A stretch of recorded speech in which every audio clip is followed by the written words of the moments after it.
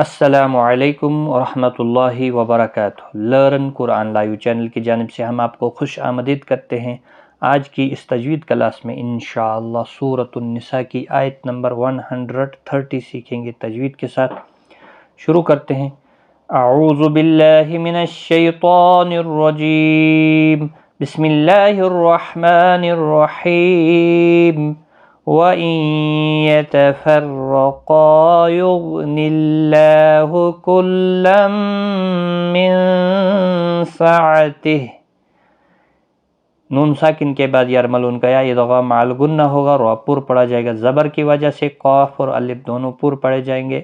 جب بھی حروف مستعلیہ کے بعد الف آتا ہے ساتھ میں تو وہ بھی پر پڑا جاتا ہے۔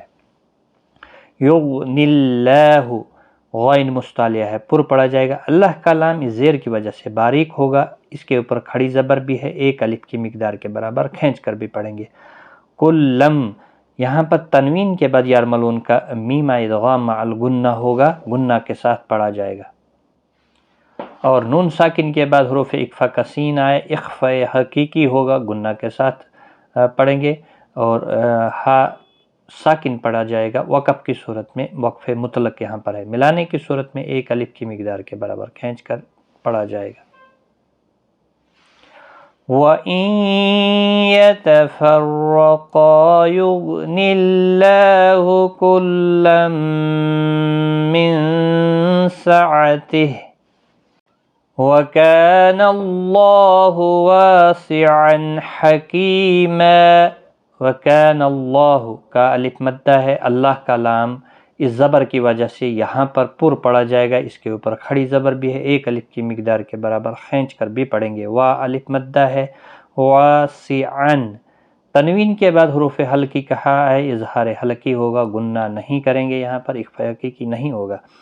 کی یا مدہ ہے، ایک الف کی مقدار کے برابر کھینچ کر پڑھیں گے۔ اور یہاں پر بھی وقف بالابدال ہوگا، دو زبر کو بدل کر ایک زبر کے ساتھ وقف کریں گے، الف مدہ بنے گا، ایک الف کی مقدار کے برابر کھینچ کر وقف کریں گے۔ اور ملانے کی صورت میں ادغام مع الغنہ ہوگا، تنوین کے بعد یرملون کا واو ہے، اس پر تشدید لگے گی۔ وَكَانَ اللَّهُ وَاسِعًا حَكِيمًا۔ صدق اللہ العظیم۔ آج کی اس ویڈیو میں اتنا ہی۔ ویڈیو کو زیادہ سے زیادہ شیئر کریں، اللہ تعالیٰ آپ کو جزائے خیر دے۔ اپنا بہت سارا خیال رکھے گا، دعاؤں میں یاد رکھیں۔